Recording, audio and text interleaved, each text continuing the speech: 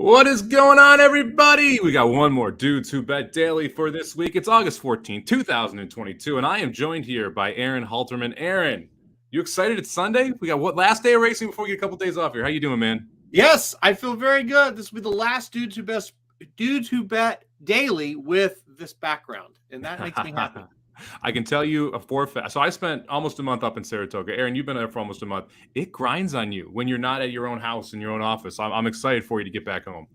I feel like if I was retired, I would absolutely love it. But when you got to do the same stuff you always do, but you're on the road instead of at home, you but you realize after about a week, yeah, this kind of sucks. Like I don't have all my normal stuff. So yeah, I am very happy to be home. I should be home like Wednesday. So that would be great. Yeah, it throws you out of your routine, which is it's kind of crazy, especially for the two of us who have very strict routines so that we can get through all the races that we try and get through on a weekly process. We'll do all these shows and all that jazz. Let's kick it off. I mean, we had some stakes races that were great yesterday. Casa Creed, phenomenal run from him. I mean, it's just a really cool horse. We talked about it on the race recap right after the race that we did live. I was blown away by Casa Creed. So nice to see him get a grade 1 at Saratoga, going 2 turns. Just a really cool horse. What did you think of Casa Creed and Regal Glory yesterday? Yeah, you're right about what you're saying there. It's odd for us to sit here and say, hey, we're really proud of Casa Creed, but you know, you do have that connection with him. You especially have covered this horse on Magic Mike for years, and all of us have talked about him for years. And he's just cool, man, to win the 6 furlong race and then go to a mile and win yesterday. Not only do it, but really smoked him. And you know, if you backed Regal Glory yesterday, you can't be like that upset, right? She ran pretty damn good. She beat the horse we thought she had to beat. But Casa Creed was just too good for her yesterday, plain and simple. Interesting change of tactics, too, going to the back of that pack. He'd been more forwardly placed the 2 previous runnings of the 4-Star Dave, where he finished 3rd in the last 2 years. So very cool to see him get the job done here in that third effort there. We also had 2 absolutely monster efforts here. Let's talk first off about a 2-year-old that debuted out of the Bob Baffert barn, Cave Rock, at 2. First time out, gets a 101 buyer for Bob Baffert. What'd you think of Cave Rock yesterday? Yeah, this was a really, really good race, and he just took control from start to finish and just pounded them. Multiple length victory.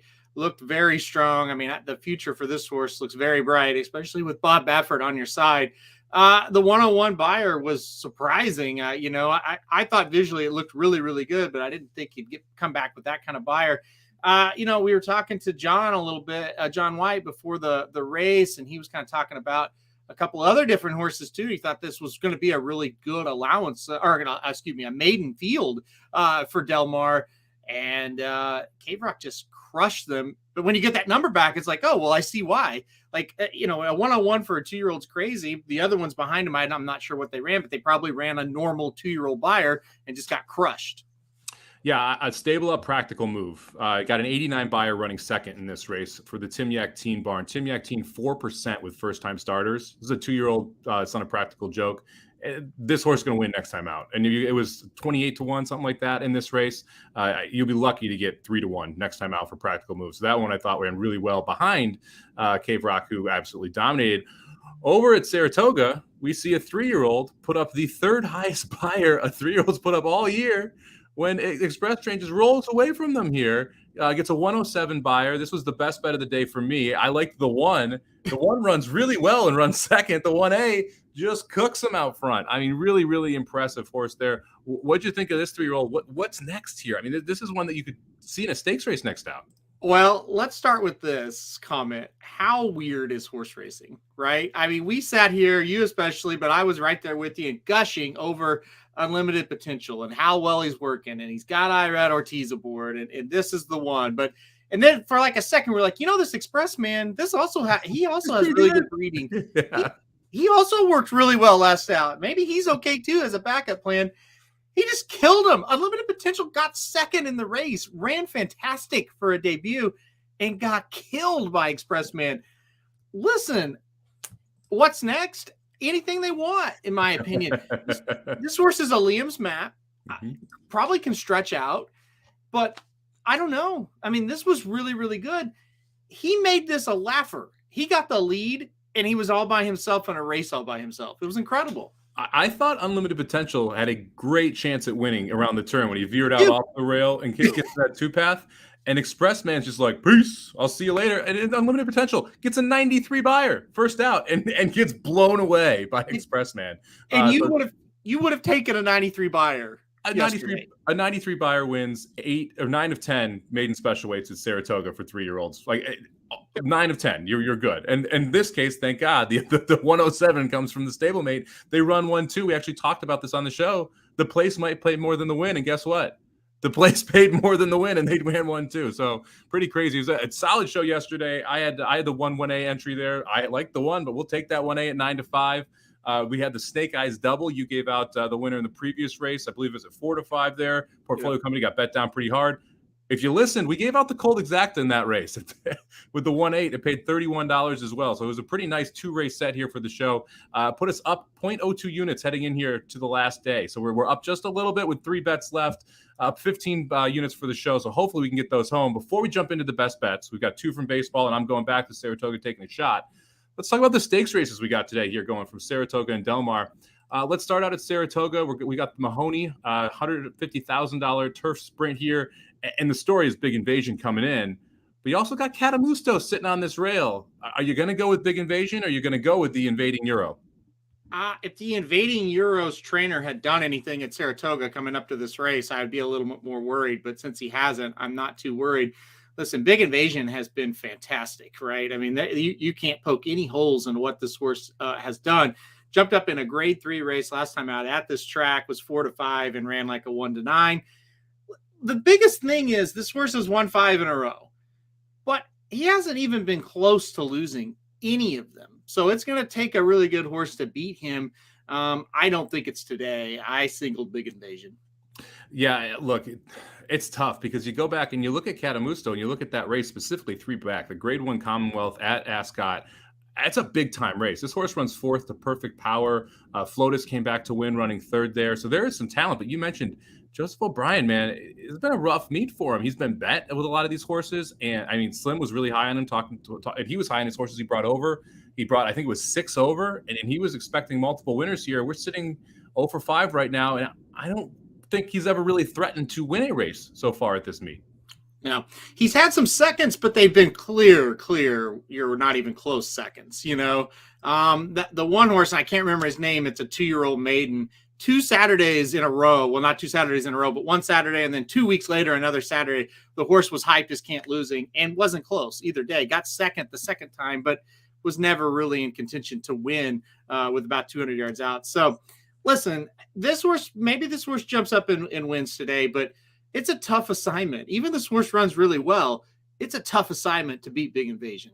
Yeah, and Big Invasion is one Warlike Goddess-esque the last couple out, where it's just Rosario is his classic don't fall off ride to get the W. That's exactly what he's going to need to do here as well.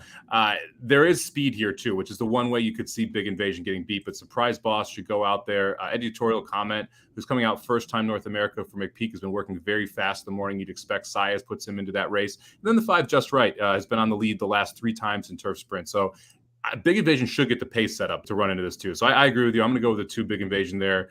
That's most likely going to be a single for me and just try and get through there. If I did use another one, it would be the 1, but I don't have much faith in Catamusto there. Let's head over to Del Mar, where we got the grade 3 Best Pal. This is for 2-year-olds. Maybe we should have seen Cave Rock in this one. Probably be the favorite after that effort. Where we got a field of 11. So we've been kind of bummed out about some of these field sizes, these graded stakes at both Del Mar and Saratoga, and with the Best Pal, clearly that is not the case. Your favorite's 9-5, having a meltdown, the 10 horse out of the Bob Baffert barn. This one absolutely aired at Del Mar early in this meet. I think that was opening day or second day, one of the 2. Got an 80 buyers first start, went gate to wire, never really asked. Did you put the 10 on top here? Did you try and find a little bit of a price, especially after the upset yesterday? I did the 10 on top here, and I think it's kind of interesting. You said never really asked, and I couldn't agree more. He kind of just won this thing under wraps. Same ownership group as who won yesterday as well, so they could have or as a Cave Rock, I should say, that won yesterday as well. So they could have a really big weekend here. Yeah, you're right. I mean, I think a 101 buyer is going to win this race if it was Cave Rock in here, but maybe their quote unquote other horse having a meltdown wins. It's just hard to go against Bob Baffert in 2-year-old races at Del Mar. He's just really, really tough to beat. There are some talented horses like yesterday's race, the Sorrento. It's like, yeah, I don't really know how good any of them were. Yep. I think like the 2 is pretty good. I thought the 8 was kind of interesting a little bit as well. Like there's some upset horses that are laying here with a shot. But I am going to go with the 10 on top. Yeah, one of the really cool things about this race, we see a lot of the freshman sires. You got, I think it's 3 Bolt de Oros in here, including the 2 horse that you mentioned, the 8 horses by Good Magic. So kind of cool to see some of these horses already having graded stakes runners in their first crop. I think there's a couple interesting ones outside of the 10 here. I did not put the 10 on top. I went with the 2.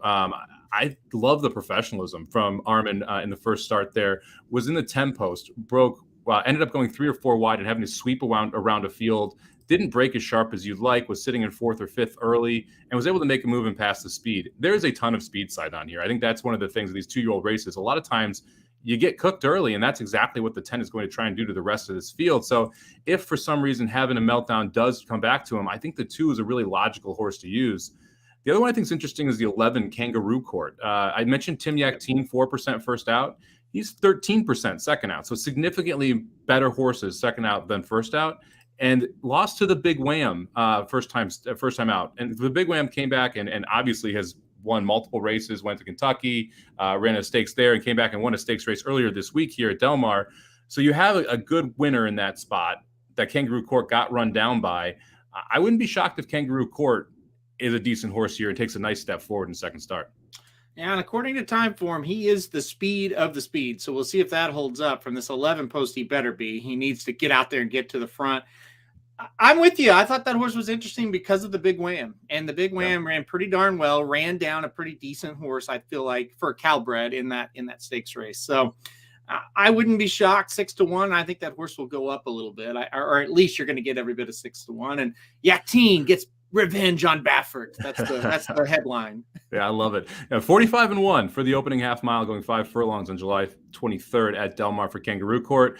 Having a meltdown. I'm sorry. Went 45-3 breaking the maiden. So 2/5 of a second faster there for the 10 Kangaroo Court. So it'll be interesting to see if he is able to clear and get the job done. All right. That's it for the previews for that. Let's head into the best bets for the day here. Let's kick it off here with Papa Dude, who sent one in. He's not with us, but he likes the under in the Diamondbacks Rockies game. This is a risky under. 12 is a monster number, but Colorado over total, it's always dangerous when you're up in that thin air. I think he might be high with this one. He just got back from vacation. He informed me I will be on every day starting Wednesday. I think he's still on that vacation high, taking the under at the Coors Field in Denver, Colorado. Not a good thing, especially when the Rockies kind of have a sucky pitcher and so do the D-backs. But hey, we'll see what happens. I would certainly think this thing's got a great shot to go over, but Papa Dude's got the under today. And it is. Here's the deal. 12 is like you said, it's a monster number. Yeah. You don't see that very often. So I think that's what he's thinking. I'm going to take advantage of this big number. Maybe they've overinflated it, and maybe we can get under that number. So we'll hope so, because we need to go 2-1 today to have a positive ROI. Well, I don't know. I don't know your horse yet, so let's wait on that. We don't need to go 2-1. We'll put it that way. All right, let's head over to your best bet of the day. You're also going back to the diamond here and going back to the well with the Yankees, man. You're looking to try and cash them in for the first time this week? I got to be high to keep playing these baseball games after the heartbreakers. This one we lost. What day was that? Friday night. I played the Yankees. They blew a save. I mean, they had 2-1 going into the ninth and lost. Their closer Holmes has just been terrible this week. They were ahead 3-2 last night. They put in a new guy to try to close it out. He had runners on first and third with 1 out, and he pitched out of it, and they won. I thought that was a really good sign coming into tonight. If you watched that game last night, it almost felt like they had won a playoff game. That bench was excited. It was almost like, wow, we kind of got a monkey off our back a little bit. And playing in New York, there's a lot of pressure. Even though they're 10 games up, people are pissed, right? All right. So this is a huge one tonight. I think they're going to come up and win this thing. I still don't like Boston as a team at all. I think if the Yankees hit tonight, they're going to win. Good pitching matchup. This should be a really good Sunday night game. I think the Yankees come through. I think they're going to win this one. And you are good at the Sunday night baseball games. I think the last 2 weeks you've taken the Sunday night baseball game. You've won both of those. So going back to the well on that Sunday night baseball, generally you do get pretty good pitching matchups here. And the Yankees, you got to think in their heads, you're hearing about Baltimore making this run. And then they're hearing about the Mets, who are playing very, very good baseball right on the other side of town. You got to think they want to get this monkey off their back. They were 2-8 going into early this week. I think they're now 3-7 in the last 10. So they're going to want to get this thing turned around here before they get to the playoffs. All right, I'm doing it here. We're 3-0-1 this week. I have 3 horse racing winners. We're going to try and get our 4th of the week here, and we're going to go for a little bit of a price. Let's head to the 5th race over at Saratoga. I'm going to go with the number 9 horse, sitting on the morning line at 9-2. This is a first-time starter out of the Saffie Joseph Jr. barn. A couple of different angles why I like this horse. First off, the works are very good in the morning. So the last 2 over the turf are excellent, and has been working with a horse named Republique, who ran 4th in the Delaware Oaks. So a multiple winner who then went to a grade 3 race, 3rd race out. So I like who we've been working with and actually outworking in the morning. McLean's Music, 15% first-time starter, 17% turf sprinting sire. So I like the fact that we have that. The bottom side of this horse is pretty darn good too. Ava's Kitten, multiple winner, ran very well at 2, won at Saratoga. So everything on the bottom side is strong. But the other thing you got to look at here is the ownership group. So Ken and Sarah Ramsey have been kind of slowly getting out of the game. They have not been keeping very many horses that they have sired. Guess what? They decided to keep this horse, and now we're debuting at Saratoga, and Irad's taking them out for Saffie. This 9 is awfully live. I don't love the 2, who's going to be your favorite in this spot. There's a lot of other speed in this race, so I don't think the 2 is going to get nearly the same trip we got last time. I think it sets up for someone to upset it. I'll take the 9 horse here. I didn't even say the name yet. I'll take the 9 horse Parents Pride here at 9-2 and see if we can get a nice winner home to close out the week. This 2 horse reminds me a lot of my best bet yesterday, Portfolio Company. Looks to be the best of the horses, but this is the caveat. Yesterday, that was an allowance race. We knew what those horses were, and it turned out, yeah, he's not great, but he was just better than who he was facing. I have no doubt Mrs. Green's going to beat all the horses that have started. There are 2 first-time starters because this is a maiden. I don't really like the 1. She's outclassed. She's a first-time starter. I'm with you. I have the 2 over the 9, but I think if anybody's going to beat the 2, it is the 9. The big thing, it's Saffie in New York. You know, if this thing was at Gulfstream, it'd probably get pounded. But up here, it's probably going to help your price. But the good news is it's also Irad Ortiz. And when he gets aboard, you know they're live. I like it. I think these are the only 2 horses you need, the 2 and the 9 here. I think it's as simple as if the 9's not good enough, the 2 wins. And if the 9 can run first out, you know, the 2 is a beatable horse. So I like it. I hope we get like 3-1. That's my hope for you. I was thinking we would get somewhere between 3-1 and 7-2. That's what I was looking for. And if this horse goes off at 8-5, this horse is a monster. Like if that horse gets that much action on the board, I'm more confident, but I don't love the price, obviously, right? Because if you don't see these type of horses get bat down all that often. And look, Mrs. Green ran well last time. The crowding out was a first time out 4-year-old, I think it was, for Chad Brown, who won that race. Just got the nose down at the wire. To me, the difference, though, is like Mrs. Green had a really nice trip there without a ton of pace pressure. Today, like you've got some really, really cheap bad speed in the 3 and the 4, who I think are both going to absolutely burn out of that gate. So it'll be interesting to see what type of trip Mrs. Green can get. I thought the 5 was a little interesting. Linear thinking as well. This is a horse that was in the Chad Brown barn. Klarevich moves it over to the Abreu barn, and Irad picks up the mount. First time Lasix, first time out as a 4-year-old. So I thought the 5 had a shot at upsetting as well. But to me, the 9 horse looks loaded on paper, and I think we get a nice price. I think with the 9, since it's a 1-turn race, I actually love the outside draw. For a first-time starter going 1 turn, I think that's a good draw to have. And the way the horse is working, you would think he's going to be, okay, you said 3 and 4 might burn it up, but you would think the 9 would be in that second flight right behind him, right? Yep. Should sit a good trip, shouldn't get any kind of kickback whatsoever. I know it's the turf, but there's still kickback on the turf. Shouldn't get intimidated by being inside horses, anything like that. I mean, it is a good draw. So it's going to be very interesting to see how that horse runs. All those reasons were good. Ken and Sarah Ramsey reason maybe the best of that bunch. So if they're keeping them at this point, it means they're probably pretty good horses. That's what we're hoping, man. So hopefully we can close it out in style here, get a nice price home, and make this another winning week for Dudes Who Bet Daily. Let's take a look at the picks here and the weekly standings before we sign off. Papa Dude taking the Diamondbacks and the Rockies under 12. Aaron going with the Yankees minus 130. And I'm going to head back to Saratoga, go to the 5th race, take the 9-horse Parents Pride, first-time starter for Savvy Joseph, 9-2 on the morning line. Thank you very much, everyone, for hanging out with us this week. We're up 0.02 units, so hopefully we can close this one out and make it another good betting week. We're looking forward to seeing you on Wednesday, again at noon. We'll be back with more Dudes Who Bet Daily covering Saratoga, MLB, probably come back with a little. Oh, NFL. Do you want to do a side bet on the game today, or you want to just leave it alone? I like the Raiders. He likes the Vikings. Do you want to do anything? No. All right, guys. Well, thank you very much for joining us. We'll catch you later.